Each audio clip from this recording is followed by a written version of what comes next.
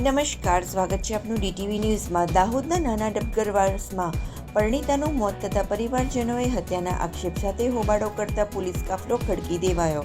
દાહોદ શહેરના મોટા ડબગરવાસમાં રહેતી ડિમ્પલ દેવડા નામની યુવતીના લગ્ન નજીકમાં રહેતા નાના ડબગરવાડમાં રહેતા મેહુલ પરમાર જોડે આશરે 6 વર્ષ પહેલાં થયા હતા। દાંપત્ય જીવનમાં પુત્રનો જન્મ થયો હતો। મૃતક તેમના પતિ, સાસુ સસરા બધા પરિવારજનો ભેગા રહેતા હતા, પરંતુ સમય જતાં નાની મોટી વાતમાં ખટરાક શરૂ થયો હતો અને સમયાંતરે ઘરમાં કંકાસ ચાલતો હતો। મૃતકના પરિવારજનોના જણાવ્યા મુજબ 1 મહિના પહેલાં પણ ઝઘડો થતાં પરિવારજનોએ સમાધાન કરાવ્યું હતું, પરંતુ પરિણીતાના પતિ અને સાસુ સસરા વારંવાર છોકરીને હેરાન કરી માનસિક ત્રાસ આપતા રહેતા હતા। જ્યારે ગતરોજ રાત્રિના સમયે કોઈ વાતે તકરાર થઈ હતી, ત્યારબાદ આજે વહેલી સવારે પરિણીતાનું મોત થયું હોવાની વાતની જાણ થતાં પરિવારજનોમાં શોક સાથે આક્રોશ ભભૂકી ઉઠ્યો હતો। બંને પક્ષ વચ્ચે બોલાચાલી થઈ, પણ ત્યારબાદ દાહોદ એ ડિવિઝન પોલીસ મથકને જાણ કરાતા પોલીસે અકસ્માત અન્વયે ગુનો દાખલ કરી મૃતદેહને દાહોદની ઝેડએસ હોસ્પિટલ ખાતે પોસ્ટમોર્ટમ માટે મોકલી પોસ્ટમોર્ટમ બાદ મૃતદેહ પરિવારજનોને સોંપ્યો હતો, જ્યાં પરિવારજનોએ અંતિમ ક્રિયા કરી દીધી હતી।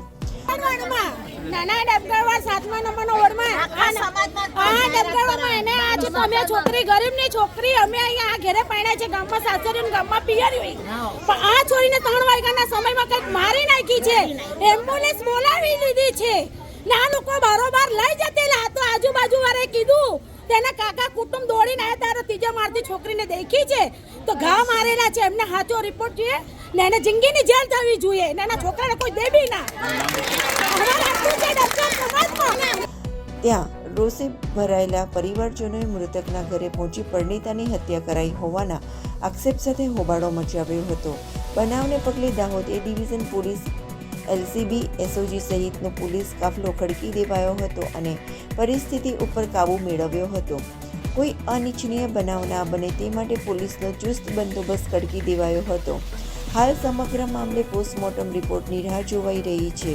રિપોર્ટના આધારે પોલીસ આગળની કાર્યવાહી હાથ ધરશે।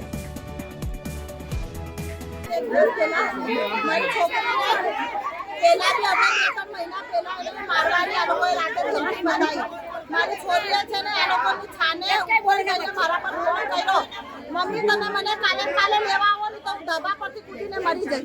બીજા દિવસ મેં મારા આદમીને મારા છોરાને લેવા મોકલો, મેં કીધું જો લઈ આવો એમ કરીને લેવા આવ્યા। એના હારા એના પપ્પાનો હાથ જોરથી પકડી નાખ્યો, મારા છોરાને અંદર ઉચકીને લઈ ગયો। મારી છોરીને બોલવા ના દે, મારી છોરીને બોલવા ના દે એમ કે અંદર જા, એનો હાવરો મારવા ઉઠો। એના બાપને બધા દેખે એનો હાવરો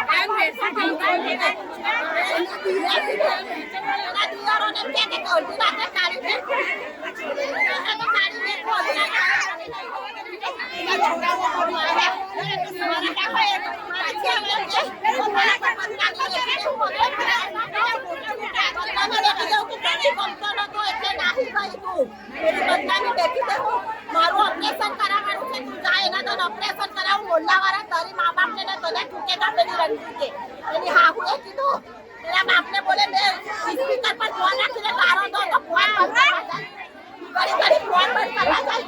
દેવાન એમ કે દેવાન મારી દીવાની છે, 19 તારીખના બન આવી તમારી છોરી તમારા ઘરે સહી સલામત છે। અને મારી બૈરી આવીને દેવાન તમારા ઘરે આવીને ગાડી ઊભી રહી જશે મારી એમ કે તમે કઈ ચિંતા ના કરો, મારો છોરો ચીનાવા પત્તરે મને કશું ખબર નથી, મારી એની દાંડે એને કશું એનો હારો એમ જૂઠ બોલ્યો। એના પછી મેં ફોન કર્યો, છોરીને સમજાવી દીધી કે ઓપરેશન કરાવી પછી છોકરો ખોલે, ઓપરેશન કરાવીને પછી લઈ લો, અગર તું જબરદસ્તી કહે તો તારી મા બાપ પણ તારા પર બદનામી લેખી દેશે એમ કે જબરદસ્તી તું જાય તો બદનામી લેખી દેવું। તારી મા બાપ કે છોરો ગમતો નતો અમારો એટલે નાખી દે એને રાતે 2 વાગે ખબર એને 2 વાગે દીધું છે, રોશનીમાંથી દવાઈને મારી નાખી છે સાહેબ મને ખબર છે। અગર એ જાતો તો રાતે 2 વાગે મારી છોરીને લઈ જતો રાતે 2 વાગે લઈ જતો તો મારી છોરી બચી જતી। એને મોલ્લામાં કોઈને ખબર ના પડવા દીધી, આરોસી પાડોશી જઈને મારા દિયરના તઈ ખબર આવી કે તમારી છોરીને મારી નાખી। તારે આ લોકો ગયા પણ અમને તો ખબર જ નથી, અમને મા બાપને ખબર નથી।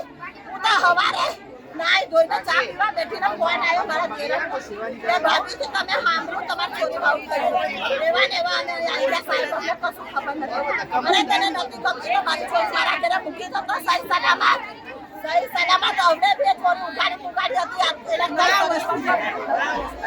મારી છોરી આ લોકો શું કારણ મારી છે એનો છોરો